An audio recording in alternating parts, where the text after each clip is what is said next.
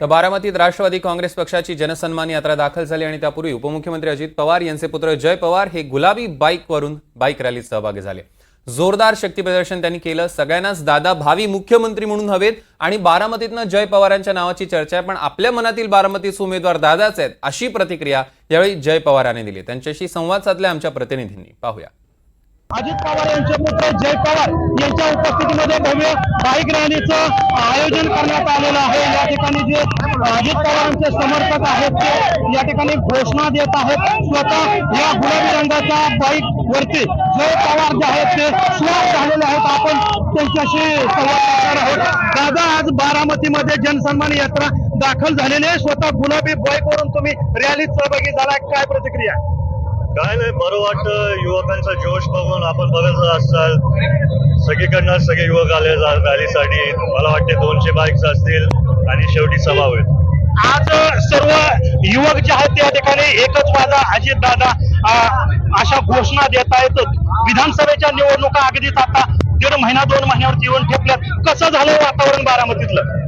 वातावरण आधीपासूनच चांगलं होतं, कारण दादांनी एवढे कामं केलेत, विकास कामं केलेत आणि सगळ्यांचंच प्रेम दादांवरती खूप आहे। त्याच्यामुळे सगळ्यांनाच दादा भावी मुख्यमंत्री पाहिजे।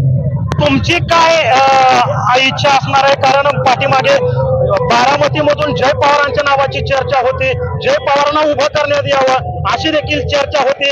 आज तुम्ही देखील या सर्व वातावरणात आता ग्राउंड टू ग्राउंड पोहोचत आहात। बारामतीचा दौरा तळागाळापर्यंत तुम्ही करत आहात गेल्या काही दिवसापासून।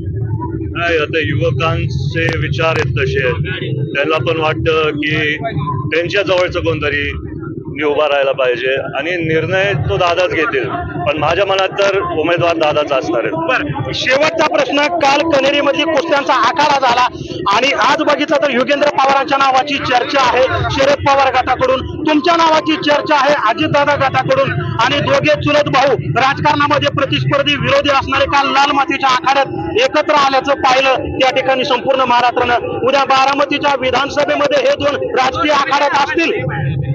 त्याच्याबद्दल मी आज तरी काय नाही बोलू शकत, निर्णय जेव्हा दादा घेतो तेव्हा बघूया। तर हे जय पवार होते।